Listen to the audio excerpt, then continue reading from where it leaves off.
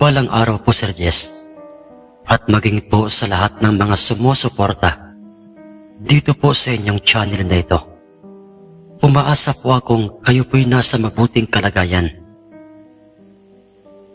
Sa mga ganito pong mga pagkakataon, Sir Jess, salamat po sa inyong pagtanggap at pagbibigay ng pansin sa akin pong ipinadalang kwentong ito sa inyo. At inyo pong pinagtiyagaang ayusin ang kwentong amin pong naranasan ng aming buong pamilya.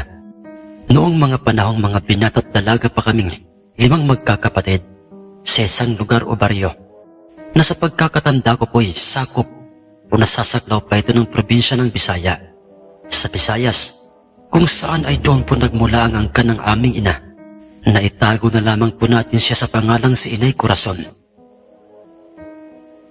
Sa Maynila po, Sir Jess, nakilala ni Itay Mauricio si Inay Corazon.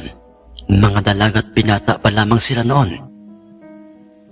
At iisang kumpanya lamang ang kanilang pinapasukan. Ang kanilang pagkakakilala ay nauwi sa pagiging magkaibigan. At sa hindi inaasahay nang maglaon ay silang dalaway nagkamabutihan. Nagsama sila sa iisang boarding house hanggang sa mabuntis si Inay Corazon. At ako po ang kanilang naging unang anak na tinawag nila sa pangalang si Carlo. At dahil kabuwanan na noon ni Inay, kung kaya't nagpasya na nga silang dalawa ni Itay na parehong mag-resign sa iisang kumpanyang kanilang pinagtatrabahuan. Mula sa Maynila ay bumiyahe silang dalawa patungong probinsya ng Quezon, kung saan ay tagaroon mismo ang angkan o pinagmula ni Itay Mauricio. Isang sinaunang o tipikal na baryo ang lugar noon nila Itay, mga kabahayang wala pa sa uso. Ngunit mayroong sariwang hangin at lunti ang kabundukan. Doon dinala ni Itay si Inay Corazon. At dahil sa wala pang sariling bahay noon si Itay, kung kaya't nakitisan muna silang dalawa sa poder ng aking mga lolo at lola. Hanggang sa ako'y isinilang at nagkaisip sa mundo. 2 buwan matapos akong isilang ni Inay, ay doon na rin silang dalawa nagpasyang magpakasal. Naragdagan pa ng 4 ang kanilang mga anak. Ang aking mga nakababatang mga kapatid, 2 babae, Sir Jess, at 2 lalaki. Simple ang naging buhay o pamumuhay namin noon sa Quezon. Pag hindi ang mangisda, ay ang magsaka ang pangunahin o palaging pinagkakakitaan nila Itay at maging ni Inay. Dahil sa silang dalaway magkatuwang sa hanap buhay upang kaming magkakapatid ay makapagtapos ng pag-aaral. Sa tuwing sumasapit ang mga araw na kami ay walang pasok, ay hindi namin pinababayaan sina Inay.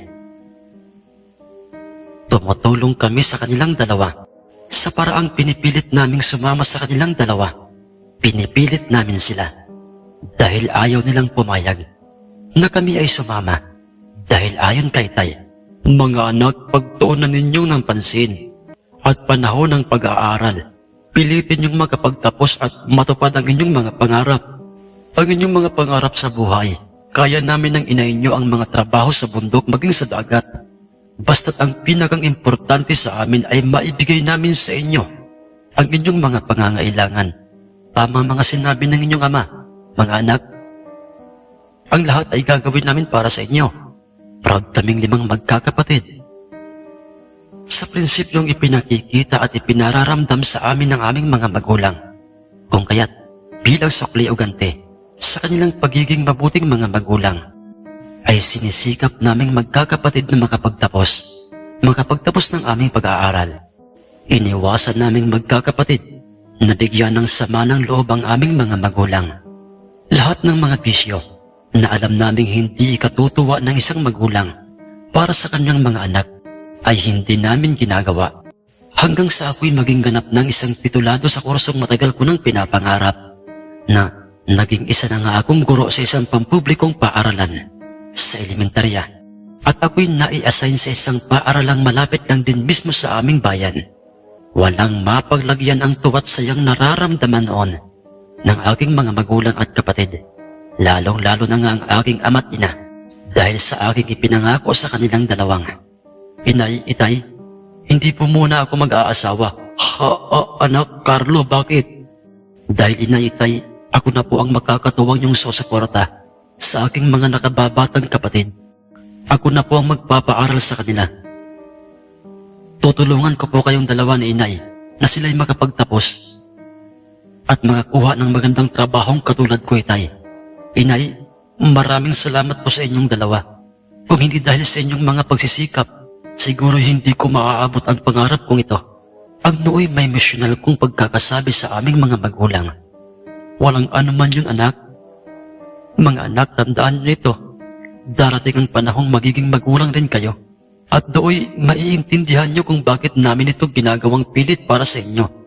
Ang dinig naming sabi ni inay, Inay Corazon. Tinupad ko ang mga pangako kong iyon, inaitay at inay. Tinulungan ko ang aking mga magulang na makapagpatuloy sa pag-aaral. Ang aking mga nakababatang kapatid. Sila ang aking naging priority noon, ang aking pamilya.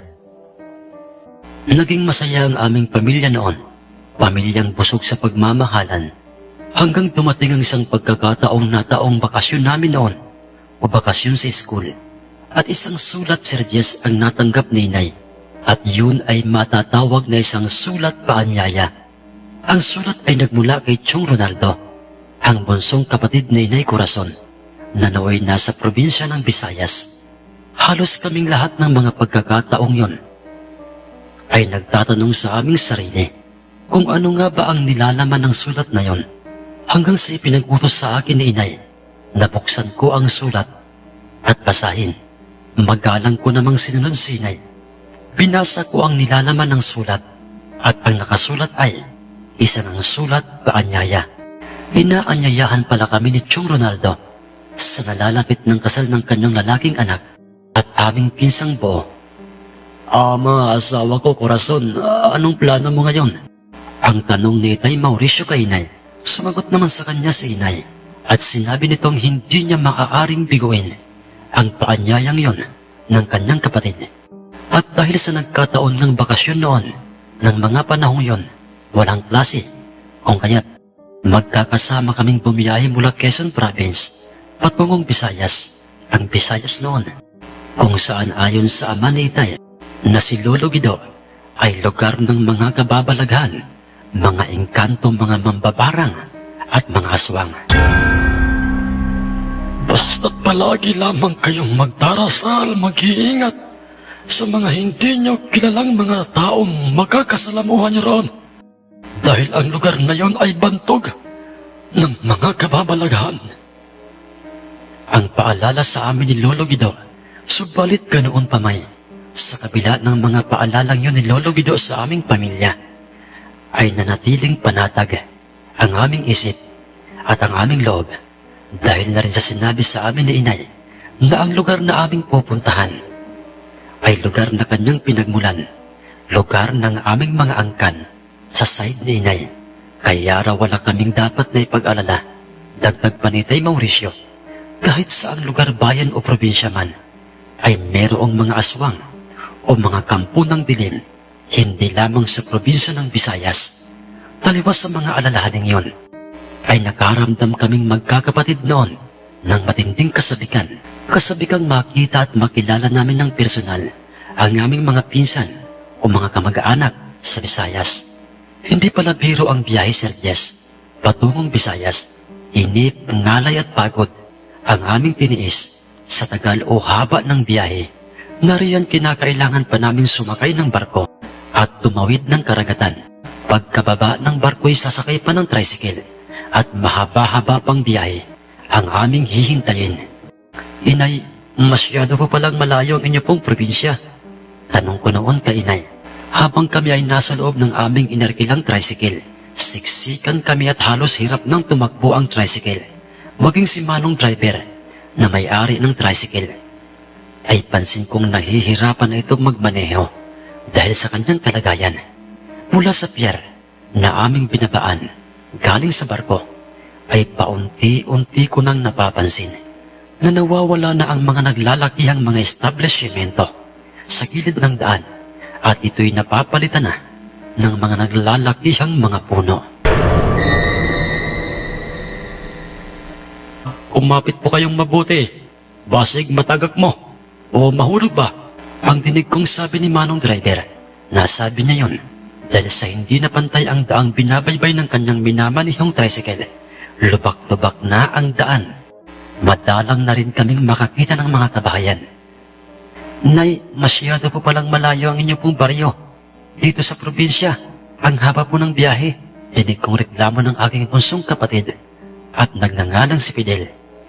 Huwag kayong mag-alala. Mga anak, malapit na tayo. Sa tingin ko. Ang sabi ni inay. Sa tingin niyo po, inay? Bakit po hindi po ba kayo sigurado, inay? Tanong naman ng aking kapatid na si Clara. Ngunit ang sumagot sa kanya hindi si inay, kundi si Tay Mauricio. Mga anak, Clara, matagal na kasing panahong hindi nakababalik rito sa kanilang baryo. Ang inyong inay, kung kaya't normal na hindi na niya halos makabisado ang daan. Dahil sa tagal ng panahon ay tiyak marami na ritong nagbago. Sinang-ayonan ni Inay Corazon ang sinabing yun ni Itay, dahilan upang maliwanagan ng aking kapatid na si Clara. Nandito na po tayo sa baryong tinutukoy niyo po, ma'am. Dinig naming sabi ng tricycle driver. Pagkatapos ay marahan niyang inihinto sa bukana ng baryo ang kanyang tricycle. Malaki nang ipinagbago ng aming baryo, asawa ko, Mauricio. Ang mahinang sabi ni Inay kay Tay Mauricio. Samantalang ako, inabutan ko na kaagad ng perang upa ang may-ari ng tricycle. Kasunod ay nagpasalamat ako sa kanya. Ngunit bago umalis si Manong Driver, ay meron muna itong sinabi sa amin na siyang ikinagulat naming lahat.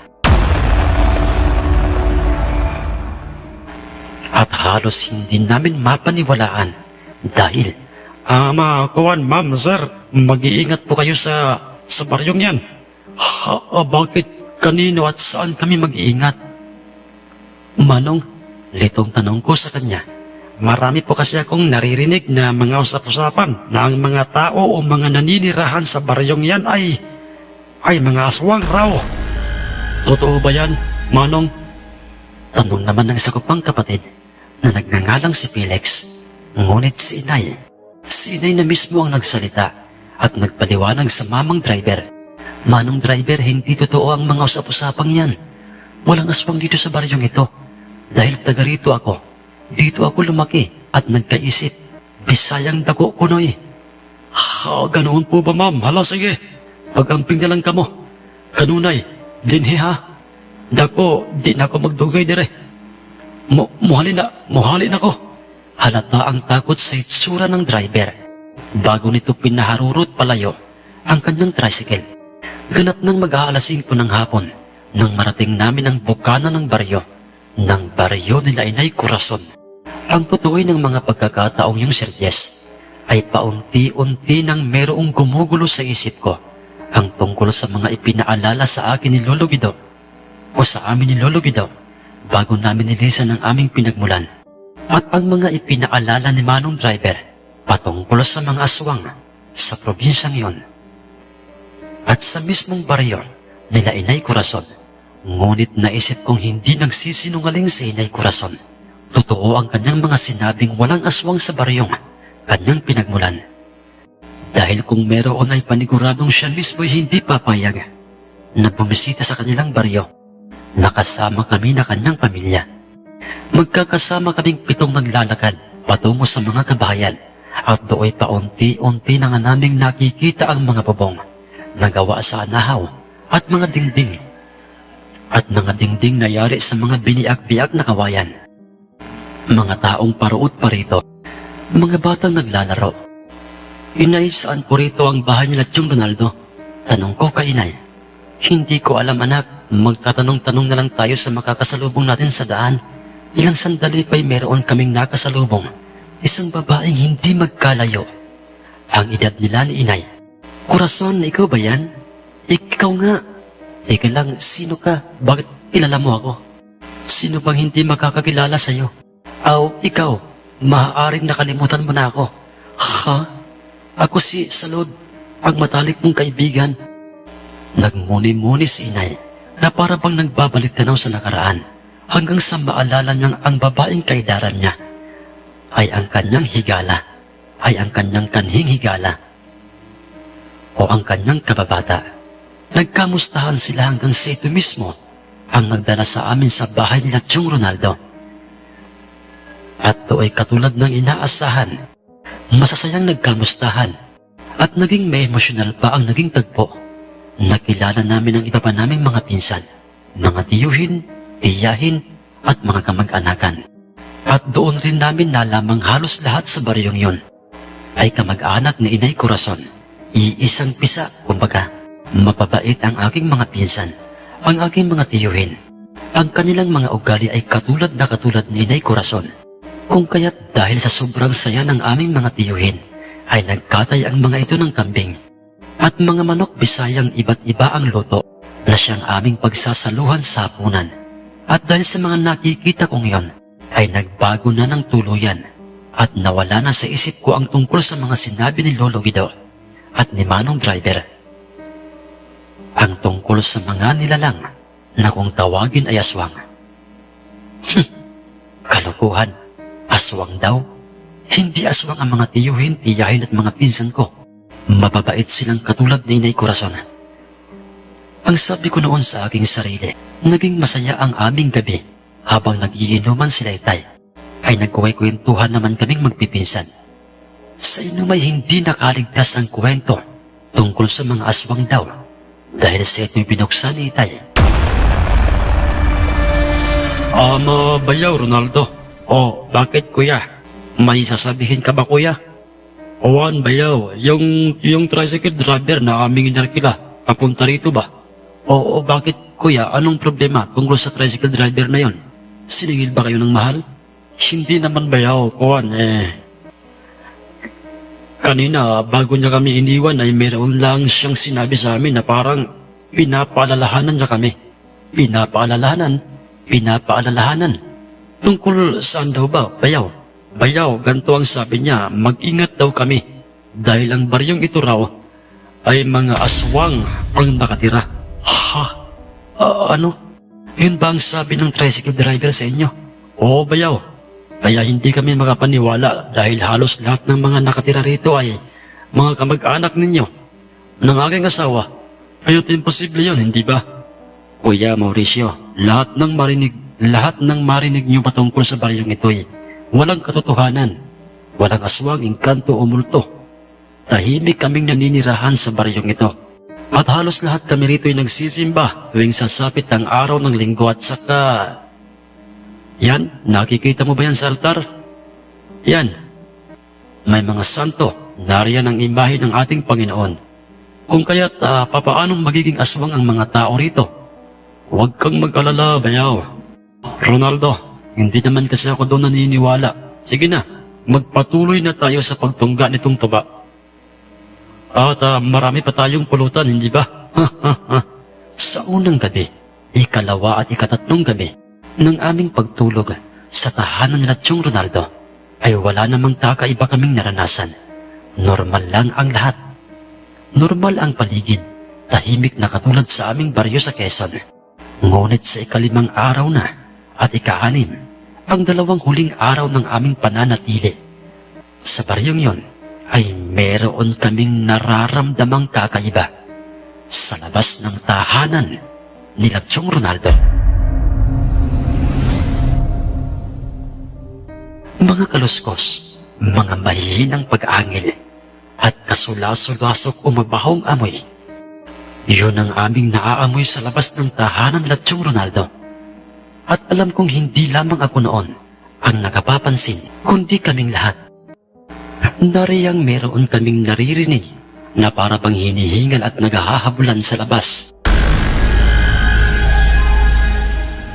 Yun bang parang nag-aaway? At lahat ng mga kakaibang mga pangyayaring yon ay nagaganap sa tuwing mag-aalas 12 ng hating gabi at bilog na bilog ang buwan. Tinangka ko na sanang tumayo upang lumapit sa bintana at sumilip sa labas. Ngunit para pang merong inirehiyang pumipigil sa aking sistema, hindi ko maigalaw ang aking katawan na para bang ako'y pinabangungot. Pero hindi, dahil gising na gising ang diwa ko noon. Hanggang sa bigla na lamang lumagapak ang bubong. Nayari sa anahaw, lumundo ito na para bang merong mabigat na bagay ang nakapatong doon. Diyos mio, ano ito? Anong meron sa bubong? Ba't parang may taong naglalakad? Wika ni Itay. At iyon ay rinig na rinig naming lahat.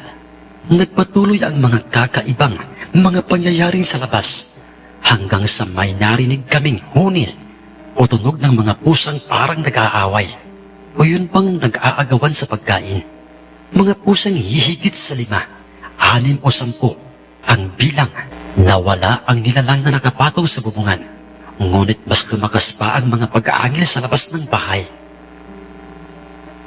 Nangilabot na kaming lahat noon at hindi na namin alam pa kung ano ang aming gagawin. At dooy pumasok sa isip ko na baka totoo ang mga sinabi sa amin ng mamang driver patungkol sa mga aswang sa baryong yon. At kung totoo man yon, ay peligro dahil nasa loob kami mismo ng bahay ng mga kamag-anak naming mga aswang. Dito lang kayo. Lalabas ako ng kwarto at kakausapin ko si Bayaw Ronaldo. Hindi na pwede ito. Kinakailangang may paliwanag na nila sa atin kung ano nga ba talaga ang totoo at kung bakit nila tayo pinaparito. Para ba maging pagkain nila tayo? Ang sabi ni Tay sa amin, kung saan ay halata na sa kanyang hitsura at matinding galit. Ngunit pinigilan siya ni Inay Corazon. Mauricio, asawa ko, huwag ka nang lumabas. Dumito na lang tayo sa loob. Mas ligtas tayo rito. Sa narinig na yun ni Itay kay Inay, ay mas lalo pang ang kinutuban si Itay na totoong mga aswang ang nasa labas. Corazon, ba't mo natitiyak? Ba't mo nasabi yan? Huwag mong sabihin may alam ka sa mga pangyayaring ito. Oo, Mauricio, pero hindi ngayon. Hindi ngayon ang tamang oras para maintindihan niyo ang lahat. Anong ibig mong sabihin, Corazon?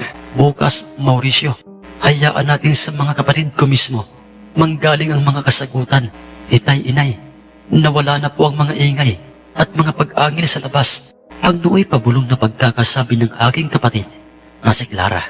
At tunay nga, dahil nawala ng tuluyan ang ingay, tumahimik na sa labas. Nawala na rin ang nakakasulasok na amoy o mabahong amoy hanggang sa maging normal na o kalmado na ang lahat. Sige na mga anak, matulog na tayo. Bukas isisiwalat sa inyo ng aking mga kapatid ang totoo, ang tungkol sa nangyari kanina. Ang dinig naming sabi ni Inay, hindi na ako dinalaw pa ng antok. Hindi na ako nakatulog noon. Hanggang sa sumapit na ang mga 4:30 ng madaling araw. At ako'y nakalalanghap ng mabangong amoy na para bang nanggagaling sa ginisang sibuyas at bawang. Kung sila'y mga aswang, bakit hindi sila natatakot sa amoy ng sibuyas at bawang? Kung ganoon, hindi sila aswang. Hindi totoong mga aswang. Ang angkan nila Inay. Masaya ako noon habang nasa isip ko ang mga katagang yon. At ng mismong araw na yon, kung saan ay ang nakatakdang araw na para kami makabalik sa aming probinsya, ay ang araw rin na ipinagtapat sa amin nila Chong Ronaldo ang buong katotohanan. Ayon sa kanya, totoong may mga aswang dito, pero hindi rito sa aming baryo. Ang 2 gabi, ang 2 gabing kayo'y inaswang dito mismo sa aming tahanan, ay kagagawa ng mga aswang na nagmula pa sa kabilang baryo. Ang mga aswang na nambibiktima ng mga dayong tulad nyo. Panatag kami na kayo'y narito dahil alam namin hindi kayo mapapahamak sa aming poder, lalo pat pamilya namin kayo. Isang angkan ng mga aswang, mga pusang aswang ang gustong dukutin kayo, pero hindi namin sila hinayaang magtagumpay. Ang ibig bang sabihin nito ay kayo, mga bayaw, ang pumigil sa kanila kagabi? Tanong ni Tay kay Chong Ronaldo. Oo, bayaw. Kami, gamit ang aming binanang mga buntot pagi sa aming mga magulang na kinilala noon dito sa aming baryo. Sina Itay, ang inyong mga lolo, Carlo, sina Itay, at ang kanyang mga lalaking mga kapatid ay mga aswang hunters. Nang sila'y namayapa ay kami na mga kalalakihang kapatid ng inyong ina ang pumalit sa kanilang iniwang misyon, ang puksain ang mga aswang. Ang mga sinabing yun sa amin ni Chong Ronaldo ay pinatutuhanan pa ni Inay Corazon, at ayon pa kay Inay, iyon din ang dahilan kung bakit hindi siya natatakot na kami ay magbakasyon sa Visayas, sa baryong kanyang pinalakihan o pinagmulan. Magpasa hanggang sa ngayon ay may mga apo na ako, Sir Elias, ay hindi pa rin mawala-wala sa aking isip ang mga pangyayaring yun. Totoo pala ang mga aswang. Totoo ang mga kampo ng dilim. Base na rin sa 2 gabing kami ay inaswang.